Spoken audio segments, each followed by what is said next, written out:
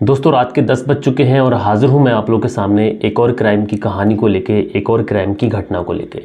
और दोस्तों आज की जो घटना है, ये घटना आप लोगों को सोचने पे मजबूर करेगी और आप लोग ये भी सोचेंगे कि समाज के अंदर कुछ क्राइम ऐसे भी होते हैं कि जिनके पीछे कुछ वजह रहती है, लेकिन इसके रास्ते अलग अलग हो सकते हैं कि अगर किसी के साथ में कोई क्राइम हो रहा है तो वो पुलिस का सहारा ले, क्राइम का रास्ता ना चुने। आज की घटना आप लोगों को हैरान कर सकती है, परेशान कर सकती है। एक लड़की जो कि एक डॉक्टर के साथ में एक जगह, एक रूम में जाती है और उसके बाद में कुछ ऐसा होता है कि उसके प्राइवेट पार्ट को काट कर उसकी ही पत्नी को कोरियर कर देती है। यकीनन दोस्तों जब आप लोग ये पूरा मामला सुनेंगे तो इस मामले को सुनने के बाद में आप लोग हैरान हो सकते हैं, परेशान हो सकते हैं। तो दोस्तों क्या हुआ था इस घटना के अंदर और इस लड़की ने जो किया उसके पीछे एक्चुअल में वजह क्या थी, क्योंकि आज हाई कोर्ट की तरफ से इस लड़की को एक तरीके से बेल मिली है। और दोस्तों जो भी पूरी घटना है मैं आप लोगों को बताऊंगा, तो वीडियो में आप लोग अंत तक बने रहें। मैं हूं आप सभी का अपना शाबिज़ मलिक और हाजिर हूं आप लोगों के सामने फिर से एक क्राइम की कहानी को लेके, एक क्राइम की घटना को लेके। दरअसल दोस्तों आज की ये जो घटना मैं आप लोगों को सुनाने जा रहा हूँ, ये घटना है कानपुर देहात की और यहीं पर पीएचसी के प्रभारी चिकित्सा अधिकारी डॉक्टर सतीश चंद्रा रहते हैं। दरअसल दोस्तों मैं बात कर रहा हूँ 21 जुलाई 2013 की। 21 जुलाई 2013 ये वो तारीख थी जिस दिन इस क्राइम को अंजाम दिया गया था। दोस्तों 21 जुलाई 2013 को रनिया के उत्तर प्रदेश पर्यटन आवास से पुलिस को एक फ़ोन पहुंचता है और पुलिस को जब फ़ोन कॉल पहुंचता है तो पुलिस को बताया जाता है सामने से कि यहाँ पे एक डेड बॉडी पड़ी हुई है। और दोस्तों पुलिस उसके बाद में उस बताई हुई जगह पर जब पहुंचती है और पुलिस जब कमरा नंबर 101 का दरवाज़ा खोलती है तो सामने जो नज़ारा होता है उसे देखने के बाद में कहीं ना कहीं पुलिस भी हैरान रह जाती है, परेशान रह जाती है। पुलिस जब सामने का नज़ारा देखती है तो पुलिस की भी आंखों में आंसू आ जाते हैं। दरअसल पुलिस जब आगे बढ़ती है तो देखती क्या है कि जगह जगह फर्श पर खून के धब्बे हैं, दीवार पर खून के धब्बे हैं। दीवार पर एक जगह लिखा हुआ है कि प्रकृति से अगर कोई खेलता है तो प्रकृति उसका बदला अपने हिसाब से लेती है। बहरहाल दोस्तों पुलिस जब उस डेड बॉडी को देखने की कोशिश करती है तो पहले जब फेस की तरफ से पुलिस की नज़र जाती है तो मालूम पड़ता है कि उस व्यक्ति के जो होंठ हैं उन्हें किसी ने स्टेपलर से, यानी कि जो स्टेपलर की पिन होती है उससे बंद करने की कोशिश की है। उसके बाद में थोड़ा सा जब नीचे पुलिस की निगाह पहुंचती है तो पता चलता है कि इस व्यक्ति के गले पर किसी धारदार हथियार से इसका गला काटने की भी कोशिश की गई है। और थोड़ा सा जब नीचे और निगाह पहुंचती है तो सबके पांव तले से ज़मीन खिसक जाती है। दरअसल ये जो डॉक्टर थे, डॉक्टर सतीश चंद्रा, इनका जो प्राइवेट पार्ट था वो इनकी डेड बॉडी से अलग था। अब दोस्तों जब पुलिस वहाँ पर पूरे कमरे की तलाशी करती है तो वहाँ पर भी जो प्राइवेट पार्ट है वो मिलता नहीं है। तो पुलिस को कहीं ना कहीं ये लगता है कि जो कातिल था हो सकता है कि वही इस प्राइवेट पार्ट को काट कर अपने साथ ले गया हो। बहरहाल दोस्तों उसके बाद में पुलिस उस डेड बॉडी को अपनी कस्टडी में लेती है और डेड बॉडी को तुरंत पोस्टमार्टम के लिए भेज देती है। अब पुलिस के सामने बड़ा सवाल ये था कि आखिर कातिल है कौन, और कातिल अगर है भी कोई तो कातिल अपने साथ में प्राइवेट पार्ट को लेकर क्यों गया है। अब ये बड़ा सवाल था। पुलिस जो है अपनी मुखबिर एक्टिव करती है और पुलिस जो है तमाम सीसीटीवी कैमरास और जो भी पुलिस अपनी टीमें बनाती है उस तरीके से पूरी जान झोंक देती है पुलिस कातिल को ढूंढने के लिए, क्योंकि जो डॉक्टर सतीश चंद्रा थे एक बहुत रिस्पेक्टेबल पर्सन इन्हें बताया जा रहा था उस समय। और दोस्तों उसके बाद में पुलिस जब अपनी छानबीन करती है तो पुलिस को आखिरकार उस महिला, जिस महिला ने इस डॉक्टर सतीश चंद्रा की हत्या की थी, उसका पता मिल जाता है। दरअसल दोस्तों एसएसपी यादव ने बताया था कि शुक्रवार दोपहर को मुखबिर ने उन्हें बताया कि हत्या करने वाली जो युवती है वो गोविंद नगर की कच्ची बस्ती में बैठी हुई है। और उसके बाद में पुलिस वहां पर गई और पुलिस ने उसको गिरफ्तार कर लिया। जिस महिला को गिरफ्तार किया गया उसका नाम प्रीति गोविंद था, जो कि नगर निगम कच्ची बस्ती में रहने वाले रिटायर्ड नगर निगम कर्मी भगवान दास की बेटी है। हालांकि प्रीति ने इस बात का दावा किया था कि उसने खुद गोविंद नगर थाने में जाकर अपना आत्मसमर्पण किया था।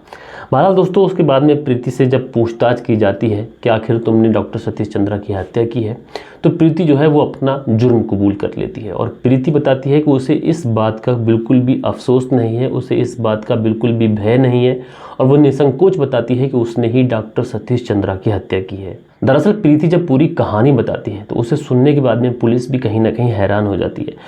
प्रीति बताती है कि भगवान कहे जाने वाले डॉक्टर सतीश चंद्रा का जो दानवी रूप है वह उससे ऊब चुकी थी। जब वह हाई स्कूल में थी तब डॉक्टर रवि चंद्रा उसकी बहन का इलाज करने के लिए घर आए थे और उस समय उसने उनकी गरीबी का हवाला दिया था।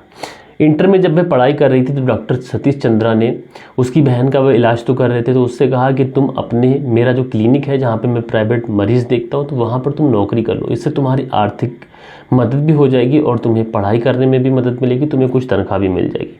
उसके बाद में प्रीति जो है वो डॉक्टर सतीश चंद्रा का जो क्लिनिक है वो ज्वाइन कर लेती है और उसके बाद में जो ज़िंदगी है ऐसे ही चलती रहती है। फिर थोड़े दिनों का जैसे ही समय गुजरता है, डॉक्टर सतीश चंद्रा जो होते हैं वो कई बार पैसों से भी प्रीति की मदद करते हैं और हर तरीके की जो मदद रहती है वो करते हैं। पहले तो प्रीति समझ रही थी कि डॉक्टर सतीश चंद्रा जो है ये बहुत अच्छे इंसान है, नेक इंसान है, भले इंसान है, लेकिन उसे ये नहीं पता था कि जो डॉक्टर सतीश चंद्रा है उनकी नज़र प्रीति के जिस्म पे है। और उसके बाद में एक दिन प्रीति को हल्का फुल्का बुखार होता है और उस समय जब वो डॉक्टर साहब को ये बताती है तो डॉक्टर साहब कहते हैं कि इंजेक्शन देना पड़ेगा। पैरासीटामोल का इंजेक्शन देने के बहाने वह प्रीति को नशे का इंजेक्शन देते हैं और इत्तेफाक से उस समय क्लिनिक पे कोई नहीं होता है और डॉक्टर साहब जो होते हैं प्रीति के साथ में मुंह काला करते हैं, उसके साथ में रेप करते हैं। और उसके बाद में दोस्तों ये जो सिलसिला था ये वहाँ से शुरू हो जाता है।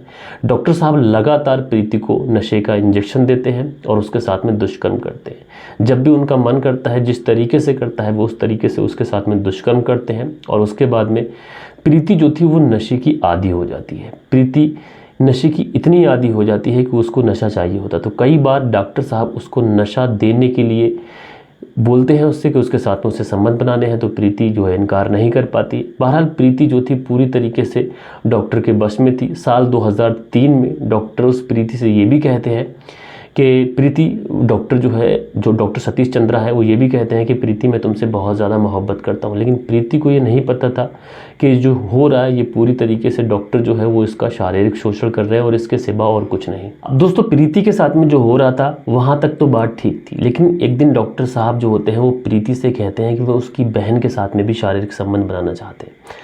अब जब बहन का नाम आता है तो प्रीति जो है वो अंदर से एकदम से जल जाती है, आग बबूला हो जाती है। प्रीति सोचती है कि उसकी तो ज़िंदगी डॉक्टर बर्बाद कर ही रहे हैं, लेकिन उसकी बहन के ऊपर भी डॉक्टर जो है वो गंदी नज़र रखने लगा था। इसीलिए प्रीति ने उसी दिन ठान लिया था कि वह डॉक्टर साहब को इस दुनिया से हमेशा हमेशा के लिए विदा कर देगी। लेकिन पहले प्रीति ने सोचा कि डॉक्टर साहब की बीबी को इस बारे में बताया जाए।